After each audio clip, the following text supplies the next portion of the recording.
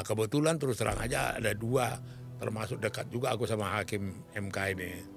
Ya, tapi aku terus terang gak mau kontak mereka, gak mau berhubungan. Iya. Aku tahu, tapi yang dua ini aku tahu punya karakter. Betul-betul tough. Integritas. Kayak model Jim Lee, sedikit kayak model Mahfud gitu loh. Berintegritas ya. Semua perhatian rakyat Indonesia, politisi, pengusaha, siapa saja yang dekat dengan kekuasaan atau yang berkuasa, semua terpukau melihat tanggal 22 nanti. Menunggu 22 April pengumuman MK. Ya. Gitu loh. Di sini terus terang bagaimana suasana kebatinannya Jokowi. Menarik nih Bang. Apa yang bergumul dalam pikiran dia menunggu itu. Bagaimana dia tanggapi keputusan apapun keputusannya itu. Itu buat aku terus terang sangat menarik. Siapapun manusia Indonesia, ibunya mau punya sekolah apa tidak, punya pendidikan atau tidak, semua sensitif, universal ini. Bohong ini hal yang dihindari, dicela dan tidak diapakan dalam mendidik anak. Sama dengan ARA. Kan digambarkan sedemikian rupa Megawati begitu kejam, begitu kan tidak menginginkan ARA diangkat jadi menteri. Ya. Kan itu yang tergambar ke masyarakat, Ya. ke publik. Real cerita sebenarnya ARA itu, nah yang parah lagi sifat dan karakter kelakuan berbohong ini menular ke anak yang dua ini, sama mantunya ini. Menular Bang.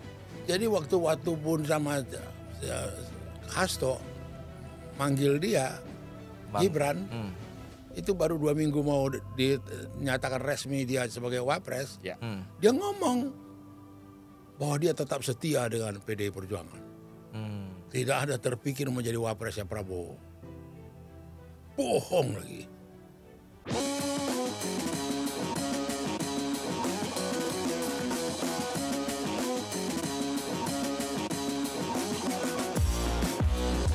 Halo teman-teman Keadilan TV, jumpa lagi di podcast Keadilan TV. Wah, Bang Arif. Ini momen yang istimewa setelah Lebaran ini Lebarannya di sini nih. Mungkin disampaikan juga kali ya.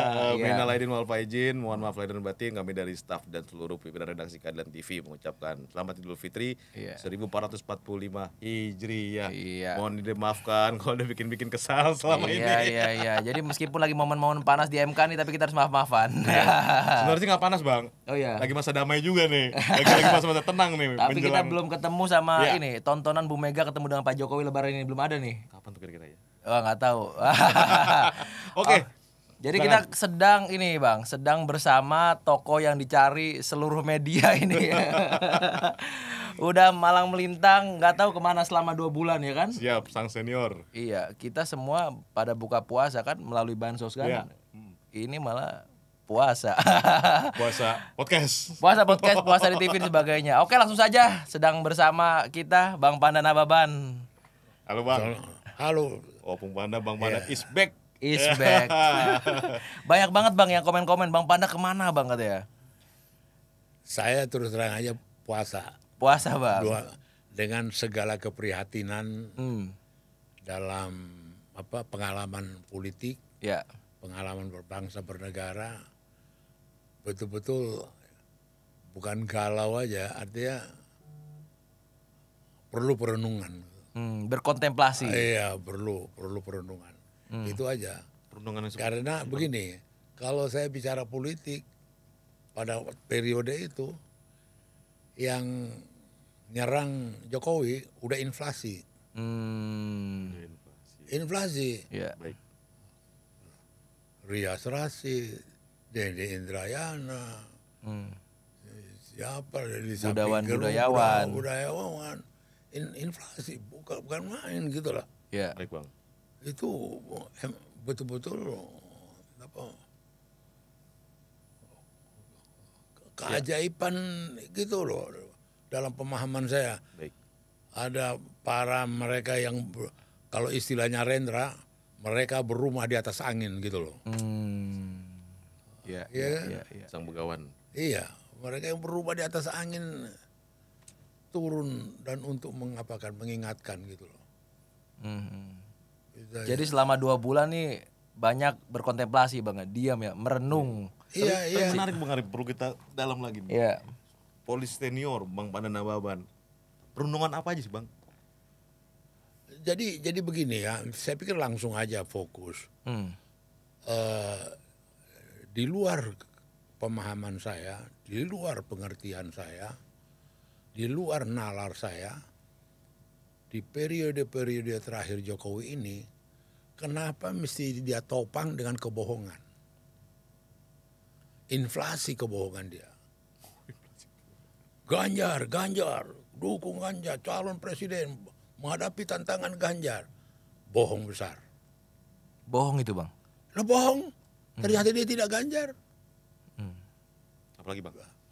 Dia juga begitu dalam rakernas. Tadi aku bisik-bisik, kemudian aku bilang ke dia, nanti kalau begitu dilantikin, bukan dikatakan begitu terpilih. Ya. Beda tuh Bang Bohong, ya? beda dong. Terpilih dan dilantik. Iya, ini sudah melangkah jauh. Bukan soal yakin aja, hakul yakin.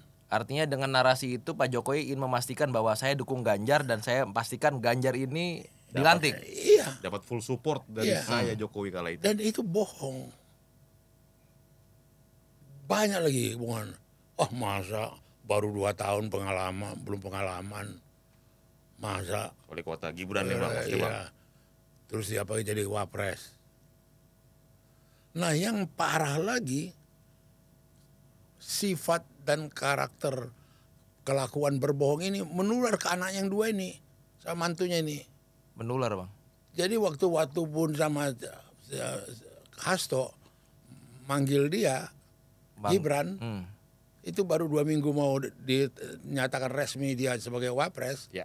Dia ngomong bahwa dia tetap setia dengan PDI Perjuangan. Tidak ada terpikir menjadi wapresnya Prabowo. Bohong lagi. Iya Bang. Bobby, dia bikin video. Saya minta masyarakat supaya mendukung Ya. Ganjar sebagai calon presiden dan memilih PDI Perjuangan. Bohong lagi. Ini ngeri nih. Kekuatan itu ditopang dengan kebohongan-kebohongan. Siapalah orang dekat dia yang bisa mengingatkan dia, kasih advice sama dia. Bong, Mas, udah gak benar ini. Kok mudah kali berbohong itu, sepertinya nggak ada semacam satu secara moral gitu loh. Menegur atau mengapakan dia secara moral. Menurut Abang ada nggak? Atau tidak Dengar ada? dulu, Soeharto tidak sefantastik ini. Gus Dur suka berguyon. Megawati Presiden SBY, Habibie, nggak ada sefantastik ini. Ya. Nggak ada dalam sejarah Republik Indonesia. Inilah yang bikin aku prihatin. Inilah yang bikin aku terus terang sangat sedih. Sangat sedih. Jokowi salah satu tokoh di samping Mega dan lain yang hampir tiap hari saya doakan. Ya. Tuhan tolonglah temani keluarganya, istrinya. Itu cukup lama, bertahun-tahun. Tiap bangun pagi di tempat tidur saya doakan dia. Ya. Gitu loh. Saya cukup dekat dengan dia, saya cukup banyak diskusi dengan dia, saya cukup banyak mengapakan ke dia. Waktu ada keinginan dia dulu mau mengajak Prabowo, saya ikut terlibat dalam proses itu. Itu kemudian setelah dia masuk di kabinet, saya sampaikan kepada Jokowi, Mas, ada baiknya Mas bikin pernyataan bahwa dia tidak terlibat, tidak ada masalah lagi dengan masalah HAM. Apa mesti begitu? Iya Mas. Gitu loh. Karena pada waktu debat Capres, itu Jokowi menyinggung. Ya. Seperti yang Ganjar ngomong itu di Capres, ya kan? 2019. Ya. Bahwa kita tidak mau pemimpin yang terlibat dengan masalah HAM. Tidak mau dengan ini dan segala macam gitu loh. Nah itu aku ingatkan dia, Jokowi. Kalau itu dilakukannya, itu tidak serame itu waktu dia naikkan jadi jenderal. Iya. Clear Gitu. di awal Bang ya. Iya. Jadi banyak hal-hal yang kemudian dia tidak solid, tidak konsolidasi secara tuntas. Atau memang sengaja begitu kali Bang? Ah, itu mungkin gaya dia, tapi risikonya tinggi. Hmm. Jadi sama dengan ARA. Hmm. Kan digambarkan sedemikian rupa Megawati begitu kejam, begitu kan tidak menginginkan ARA diangkat jadi menteri. Ya. Kan itu yang tergambar ke masyarakat, Ya. ke publik.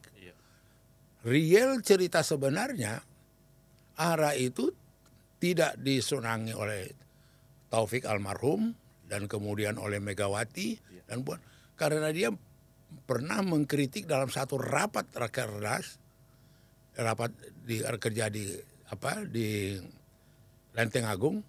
Saya hadir di situ sebagai ketua DPD Sumatera Selatan. Dia DPP waktu itu ARA. Dia kritik supaya Taufik jangan intervensi kepemimpinan Mega, jangan matahari kembar. Itu melukai keluarga Bang? Melukai.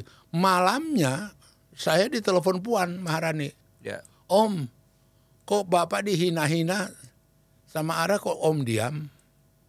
Ya. Dihina gimana? Alah sudahlah Om, karena familinya Om bela-bela. Katanya Om temannya Papa.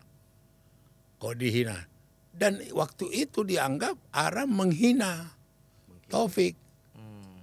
Gitu loh. Ini hal yang saya juga ceritakan ke Jokowi. Ya. Tapi kalau memang dia betul-betul berniat untuk mengangkat ARA jadi menteri, bisa saja. Orang termasuk Luhut yang tidak disukai oleh Mega kok tetap juga diangkat dia. Ya. Gitu loh. Artinya kalau memang betul. Tetapi supaya image-nya Mega juga jatuh, karena begitulah apanya dia, begitulah kejamnya, ya begitu sudah berjasa di PD mau jadi menteri nggak dikasih. Ya. Jadi saya jadi teringat waktu Pak Sutioso bekas gubernur DKI dan segala macam cerita ke saya, dia juga mau diangkat oleh Jokowi, sudah menjanjikan ke dia untuk jadi kepala BIN. Nah Sutioso cerita ke saya, Jokowi menyarankan ke dia untuk ketemu Ibu Mega dulu, baru jadi BIN. Jokowi kan tahu hubungan Mega sama Sutioso. Kenapa bukan dia sendiri yang pasang badan? Ya. Jadi ada juga hal-hal yang kemudian sedemikian rupa Mega yang lugu, yang polos, yang tulus dan begitu tuh dimanipulasi. Oh. Gitu loh. Memanfaatkan. Iya dong, coba Ibu. coba begitu kejamnya Ibu Mega, masa ARA kok dihambat jadi menteri. Padahal cerita di baliknya nggak seperti itu, Bang. Di balik cerita itu nggak seperti itu. Dan Jokowi tahu peristiwa itu, Jokowi tahu yang ARA menyerang Taufik KTK. sama itu Jokowi tahu. Ya. Gitu loh. Ya tapi jauh sebelum kita ngomongin selanjutnya Bang, kalau nggak salah pernah juga Pak TK itu melarang untuk Pak Jokowi naik di Jakarta waktu itu Bang ya? Jadi kalau waktu itu terus terang kita buka lagi ya, dan bukan saya aja, ada Julvan Lindan, ada banyak beberapa tokoh-tokoh lain yang dekat dengan Taufik. Memang waktu Fauzi Bowo mau maju lagi dan kemudian masuk juga yang namanya Jokowi, Ya. waktu itu memang Mega udah ke Jokowi. Dan banyak kita, Taufik Kimas tidak. Dia lebih ke Fauzi Bowo. Nah kemudian aku tanya Taufik, kenapa kau nggak setuju Jokowi? Aduh Pan, kau udah lihat matanya dia itu Pan haus kekuasaan. Kata Pak TK Kata waktu itu. TK waktu itu. Ya. Bukan ke aku aja dia ngomong gitu. Hmm. Ke Julvan ngomong, ke beberapa orang-orang lain sekitar dia juga ngomong, Ya. ke Pramono, ke Cahyokumolo, kemana. Sejak kapan kau jadi tukang-tukang ramal? Gue bilang, aduh Pan, katanya. Nanti lihat ke depannya berbahaya ini. Berbahaya ini.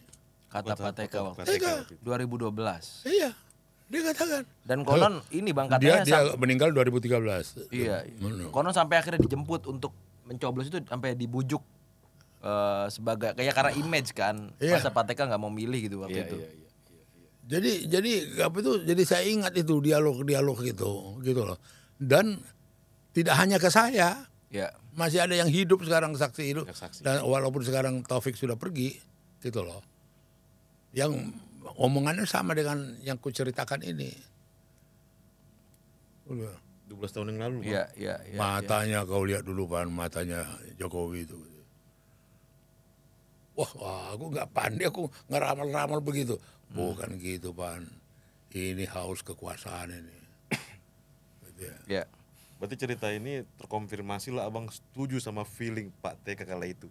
Oh, Lihat iya. sekarang. Baru tahu iya. hari ini. Iya. Ya sama aja dengan banyak kritik-kritiknya Rocky Gerung. Iya kan dulu sih, ya ini Rocky ini, apa ini Rocky ini, ternyata betul. Gitu loh. Iya. Very interesting. Iya. Interesting. Dulu kita salah-salahin kan ternyata dia yang benar ternyata. Iya. Baru sadar belakangan Bang Iya. ya. Nah lanjut Bang, tadi Abang ngomong soal perjalanan Pak Jokowi pembohong sebagainya Bang. Aku menilai narasi itu adalah narasi kekalahan Bang dari sosok Abang Bang, mohon maaf. Yang mana narasi? Ya kayak mengakui bahwa ya hari ini Pak Prabowo udah menang gitu Bang, sedangkan MK juga masih berlanjut Bang. Enggak ada narasi kebohongan, maksudnya kebohongan. Narasi kekalahan dari Enggak, aku mau fakta karena kebetulan saya puluhan tahun jadi jurnalis. Iya. Aku melihat objektivitas, tidak opini, tidak juga apa itu one sided atau apa. Semua masyarakat tahu dia ngomong itu kok di gedung di Senayan, pilih presiden Ganjar gitu loh. Ada di antara kita loh yang rambut putih apa ini waktu dengan relawan-relawan. Ya. Jadi ini fakta. Ya. Fakta-fakta gitu loh, bukan subjektivitas, bukan opini, bukan. Nah, kenapa dia mesti membohongin itu? Itu maksud aku, gitu loh. Jadi bukannya. Tapi udah nemu Bang jawabannya Bang. Kenapa akhirnya harus bohong Bang? Pertanyaan selanjutnya. Mungkin di perenungan 2 bulan ini abang menemukan jawaban. Ya barangkali akhirnya nggak dengar. Aku terus terang aja, jadi akhirnya referensi lagi saya kepada hal yang saya sampaikan ke dia 1 bulan sebelum dilantik jadi presiden di Taman Surapati, yang juga disaksikan oleh beberapa teman aku, ketua DPD PDI Sumatera, Ya. Alex ada dari Sumatera Barat, ya kan, si Karimun ada dari Aceh, ada. Kami ngomong di Taman Surapati. Ya. Saya bilang, Mas, ada 3 bahaya kekuasaan. Ya. Ada 3 bahaya kekuasaan. Dendam kekuasaan, dendam kemiskinan, terkejut badan. Sekarang dia kena dendam kekuasaan. Ingin berkuasa. Sampai nggak peduli dia. Dipaksakan anaknya. Yang tidak pernah terjadi pada Soeharto. Yang tak pernah terjadi pada SBY. Yang paling banyak punya peluang sebenarnya Mega. Ya. Iya dong, Puan Maharani udah Menko, sudah ini, Ketua DPR. Ketua DPR. Gitu loh. Tetapi kalau haus kekuasaan, sudah dendam kekuasaan, ingin berkuasa sebagai komplikasi daripada yang selama ini tidak berkuasa, ya ini. Belum lagi dendam kemiskinan. Saya nggak tahu sampai sejauh mana, apa dilampiaskan juga. Apa itu ada bahasa Batak itu yang terkenal itu, Jora mau fokus, ampunlah saya kalau miskin, gitu loh. Ada pemeo, Ya. pemeo tuh. Apa dia udah ke tingkat itu, jangan lagi dia miskin. Ya kemudian terkejut badan, Ya itu tadi orang-orang yang terkejut badan mempermain-mainkan itu. Mempermain-mainkan dengan mudah itu bohong. Ya kan? Orang-orang yang terkejut badan. Enteng. Kemudian apa yang ya ini aja lah ya sama dengan kritiknya siapa JK mengenai bansos yang di depan istana itu. Iya. JK bilang kan orang yang lewat istana kan orang naik sepeda motor sama naik mobil. Iya. Bukan ini gitu loh. Nah saya khawatir tidak ada lagi orang inner circle mengapakan dia. Padahal pengalaman aku dia dengar, dia terbuka. Kalau ada yang kritik. Abang sendiri nggak bisa lagi bang untuk mengakses bang? Udah gak ada jawaban. Saya tahu ajudannya mau ketemu. Udah gak ada ini lagi.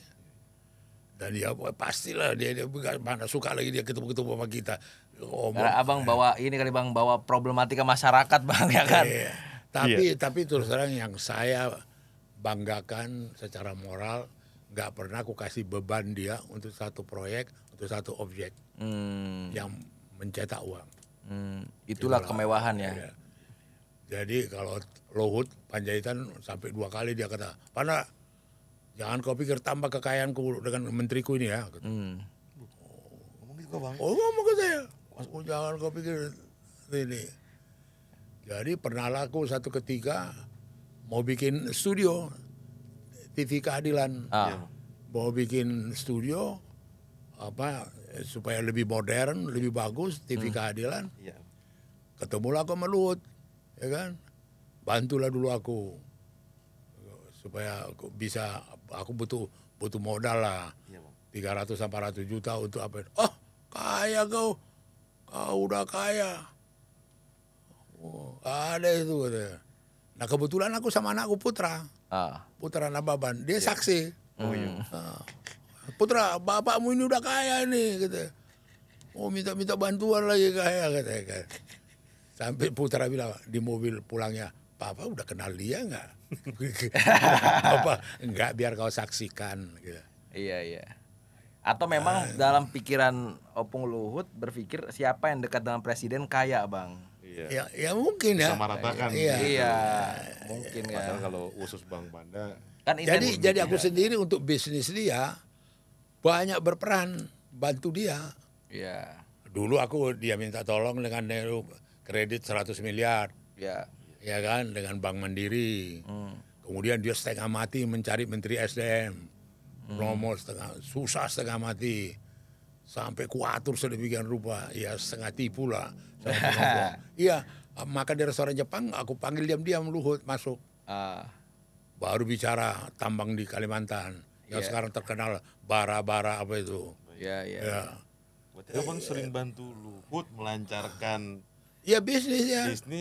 Tapi giliran Abang ngobrol-ngobrol datang minta dibantu studio TV Keadilan, Abang dibilangnya udah kaya. Iya. Apa jawaban waktu itu bang? Abang aminkan aja bang. Enggak lah, enggak. Jangan, Putra bapakmu ini udah kaya nih, udah paling kaya. Ya gimana? Ya memang dia sih udah punya kantor di Kuningan sekarang, tingkat berapa, ya kan, punya ini. Tapi ya artinya aku sama dia ya sebagai teman lah, yang pernah dia minta tolong ke saya bantu. Apa yang bisa saya bantu dia gitu loh. Iya, termasuk di buku abang kan ditulis waktu itu pengen ketemu sama Pak TW bang ya. Oh iya, Tommy Winata. Iya. Pan, kau kenali dulu aku sama Tommy Winata gitu kan. Untuk apa aku bilang? Masa jenderal-jenderal lain berteman sama dia, aku enggak gitu ya. Penting kali lah itu. Udahlah Pan, kenalkanlah dulu aku sama Tommy gitu. Aku bawalah dia ke ini, ke Hotel Borobudur. Iya. Tom, ini Jenderal Kopassus, aku bilang, mau kenalan dengan kau, aku bilang, siap bang, ya bang, kata. Itu 10 tahun yang lalu, 10 tahun yang lalu. Terus aku bilang, ini orang dia nanti apa, Tom, ini orang penting ini. Benar, paslah kami 4-5 tahun yang lalu bertamu ke tempatnya siapa, Tommy. Enggak, ke tempatnya Luhut. Ada Tommy. Tom, betul kan sejarah yang dulu. Dia dulu ngadap kita, sekarang kita dua ngadap gitu. Itu kejadian. Iya. Abang kan inget banget nih Bang Panda nih Bang Iya. Arif, cerita-cerita ini. Ini unik juga kalau kami undang Bang Luhut ke sini buat kita konfrontasi sama cerita Bang Panda ini. Boleh Siapa ya dong, Bang? bagus dong. Biar kita adu nih, bener kan nih? Karena tertulis jelas di buku lain sebagai petarung. Iya. Memori Abang ini. Harusnya Pak Luhut ingat juga, ya kan? Mana Iya, tahu, benar. mana Ya, tahu saya support. terus terang sama Luhut itu terus terang pertemanan lah, saling persahabatan. Pan, ini kau kenal Prabowo nggak? Nggak. Kau bantulah dulu dia. Soal apa? Adiknya ditahan di penjara di Salemba gitu. Wah, mana ngerti aku yang gitu-gituan. Gue bilang, alah udahlah, kau bantulah dulu. Siapa adanya Pak Hasim? Hasim, bantulah gitu kan. Ya aku belum kenal Prabowo. Ya udah nanti dia ngadap kau, ketemu sama kau gitu kan. Jadi ya sudah, nanti lusa lah ketemu sama aku di Hotel Mandarin. Hotel Mandarin datanglah Prabowo. Terus aku memang sengaja telepon Luhut ngecek Iya. bahwa dia tahu nggak Prabowo datang. Oh, ya. Iya kan. Terus aku bilang, aku sama dia kan Luhut pan kan ngomongnya. Oh ini di depanku ada Prabowo. Gimana? Katanya mau dibantu. Dia langsung ngomong bahasa Batak dari sana. Oh, janganlah kau begitu, kalau mau bantu aja lah. Oh iya ya. Jadi kalian dua udah baik-baik kan ya. Kalau gitu, aku formal betul. Abang damaikan dulu ya Bang ya. Iya, sengaja gitu loh. Iya. Terus tanya kenapa Rupaya Mas bilang Prabowo adikku baru masuk jadi Kristen. Jadi dia sering penginjilan di dalam penjara. Wah takut ada gak suka sama dia. Nanti ditusuk dia, ditikam dia. Itu yang bikin aku Khawatir. Kalau bisa dia cepat keluar gitu kan. Iya. Begitu. Saya coba usahakan lah. Iyalah. Siapa pengacaranya? Hotman Paris. Panggil dia sekarang, saya bilang. Dipanggil Hotman Paris. Ya. Kalau bikin surat ke Jaksa Agung, surat permohonan penundaan penahanan, penangguhan. Nanti malam antar di rumahku. Bilang Bang Hotman Paris. Dibuatkan surat. Dibuatkan lah. Tahu keluarnya kapan? Besok paginya keluar. 1/24 jam langsung. Itu canggih. Ini ilmu sulap. Itu karena Bang Panda nambah Bang. Iya. Ini kita pengen ngomong serius sedikit nih Bang. Lu sampai terkaget-kaget itu. Rupanya tepat juga kan kita minta bantuan kan. Tapi ini Bang, saya pengen ngulik ini Bang. Abang tadi bercerita soal Abang pernah cerita ke kita misalkan Abang selama 2-3 tahun maintenance Pak Jokowi waktu awal-awal pemerintahan Bang. Ngasih tahu ini loh Bu Mega, ini loh Pak Surya Paloh, ini loh Pak JK sebagainya lah, mentor gitu Bang ya. Yang kedua Bang Ara. Bang Ara, Abang juga pernah dimintai bantuan, tolong kenalkan dengan bea cukai sebagainya. Abang pernah bercerita juga. Opung Luhut, Pak Prabowo sebagainya Bang. Hari ini kan relatif berubah semua ini Bang. Gimana perasaan Abang Bang? Ya itu risiko lah itu. Nggak mau kecewa untuk apa kecewa. Satu.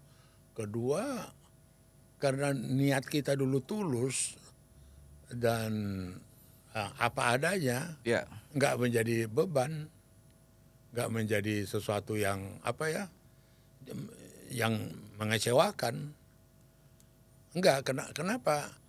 Karena pada waktu itu persahabatan tuh tidak punya kepentingan mengharapkan sesuatu. Nggak ada motif apapun ya? Nggak ada. Aku dekat-dekat dengan Jokowi nanti bisa berduit lah aku. Bisa berapa lah aku. Dan ada banyak beberapa orang yang saya tahu. Yang keadaan ekonominya seperti aku dulu-dulu udah dekat dengan Jokowi kaya raya. Ada beberapa orang yang saya tahu gitu loh. Pengen nanya namanya siapa? Loh, enggak, artinya bukan, artinya maksud aku tidak tergiur oleh itu. Tidak sampai tergiur untuk kemudian ini. Itu juga yang bikin harkat martabat kita berhadapan dengan Jokowi yang dalam kekuasaan itu tidak kita ajak dia untuk membuat uang. Padahal mudah, tinggal batuk aja dia sebenarnya. Iya. Tinggal batuk aja gitu loh. Kita tidak mau lakukan itu karena kita sayang, menghormati jabatannya. Itu aja. Ya kan? Iya kan sampai abang di buku tuh cerita soal pengen minum baygon kan kalau Pak Jokowi kalah. Artinya itu kan dalam itu bang. Oh iya. Dan hari ini berubah total itu Pak Jokowi. Makanya saya tanya perasaan abang bagaimana itu. Nah waktu itu betul dalam satu rapat kerja dari PDI Perjuangan waktu mencalonkan Jokowi untuk mengikat semangat, memprovokasi semua pimpinan seluruh Indonesia itu ada Megawati di situ. Saya bilang kalau Jokowi kalah saya minum baygon. Ya. Pak, karena itu yang paling mudah bunuh diri. Baygon kan cuma ditilap glek aja langsung tewas. Mega pakai waktu briefing konsolidasi itu Panda. Ya tuh Baygon ini. Panda masih tetap nggak? Sumpahmu itu ini gitu loh. Jadi motivasi. Artinya, waktu itu terus terang aja apa ya? Saya jadi ingat dulu ini buku yang begitu sangat sederhana ya. Kita bikin di sini apa judulnya tuh bang? Buku pedoman saksi. Tim kampanye. Oh, ini waktu Jokowi JK ya? Jokowi JK. Oh oke. 2014 berarti 14. ini ya?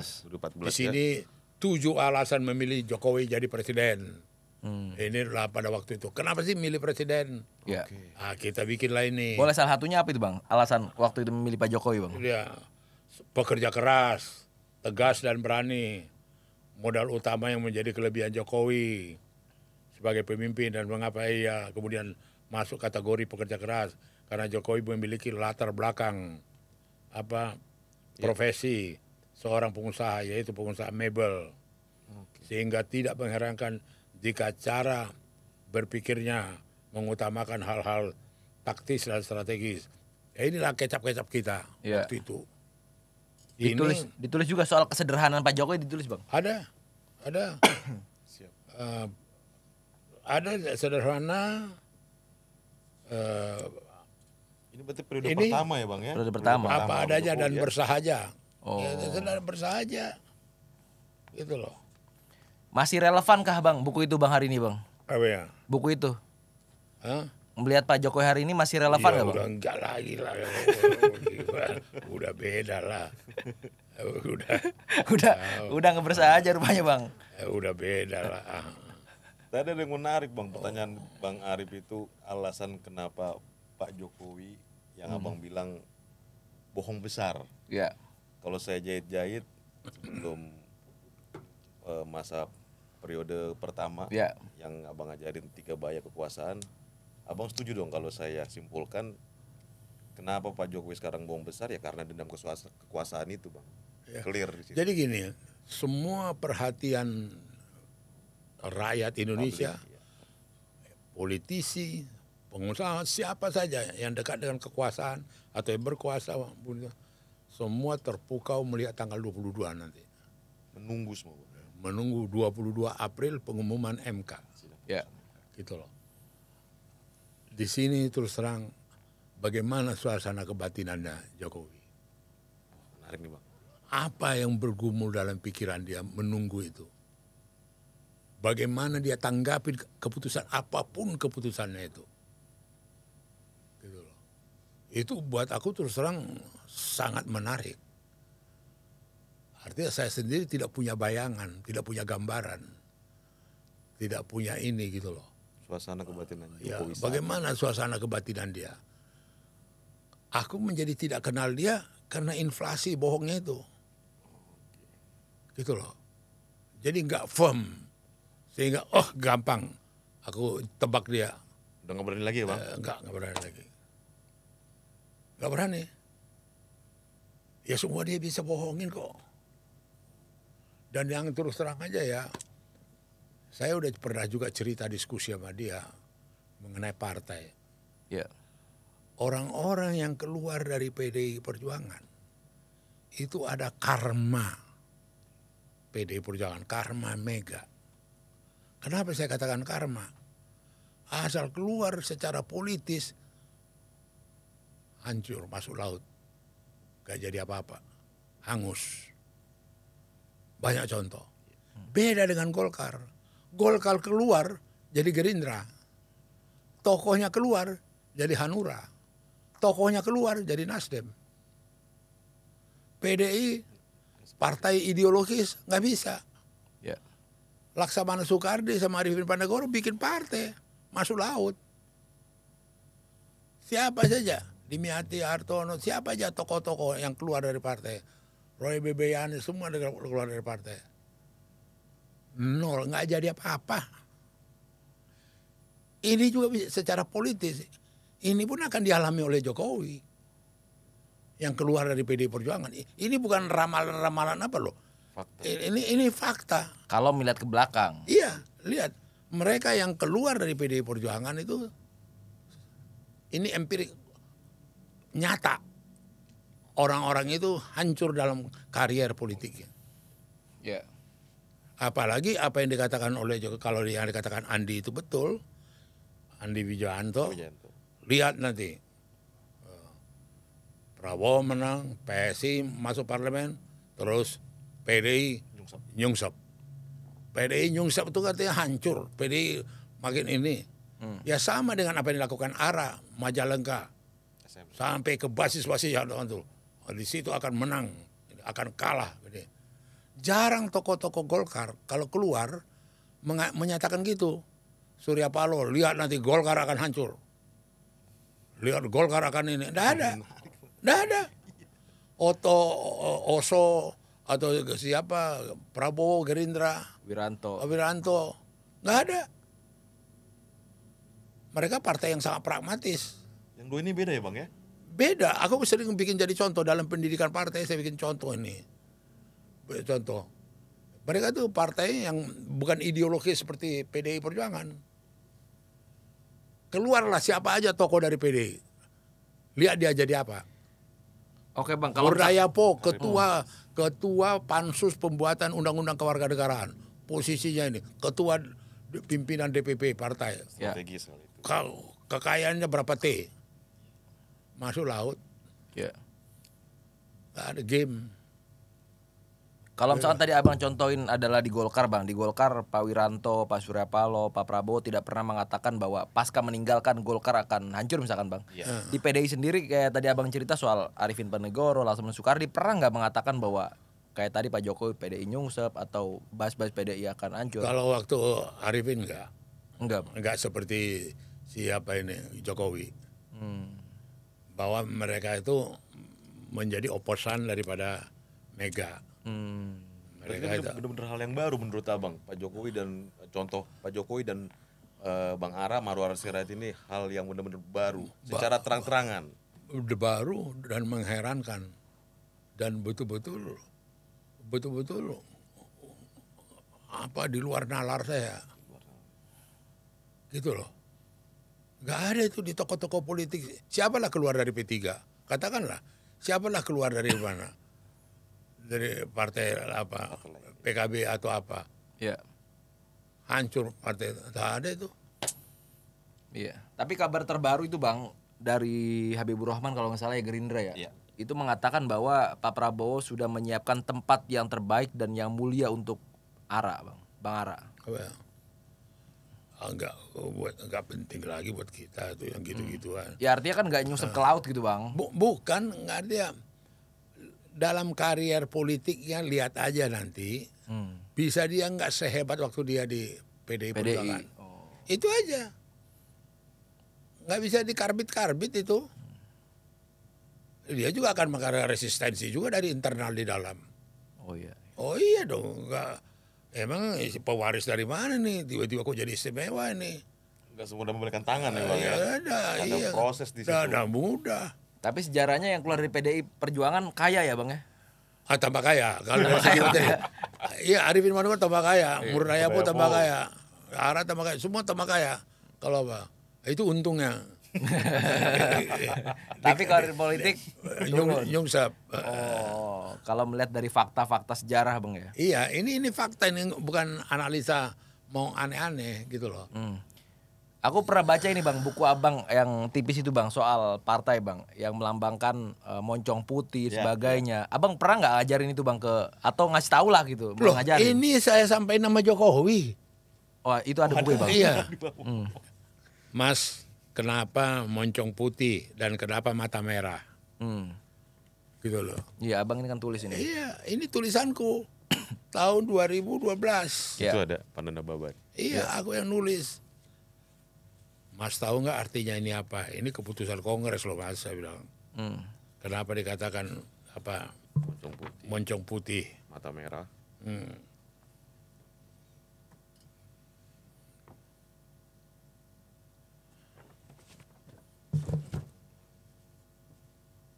Ada 2-3 Moncong buku. putih, bersih, dapat dipercaya dan komit untuk memperjuangkan keadilan dan kebenaran. Sering diartikan putih itu bersih, lurus, bersih tanpa ternoda. Moncong atau mulutnya dapat putih mengartikan semua yang keluar dari mulutnya bersih. Bukan bohong gitu loh. Lo enggak ini. Bukan. Ini aku sampaikan ke dia. Ini Filosofi. iya. Jadi kalau aku diskusi sama dia tuh berjam-jam sampai datang Pramono, sekretaris kabinet, "Pan, batasi dong. Sidang kabinet 2-3 kali tertunda gara-gara kau," katanya. Loh iya. Yeah. Ini aku jelasin ke dia. Mas, ini Mas, kenapa ini? Ini Mas, ini juga karakter pekerja politik. Jadi petugas partai bukan istilah baru.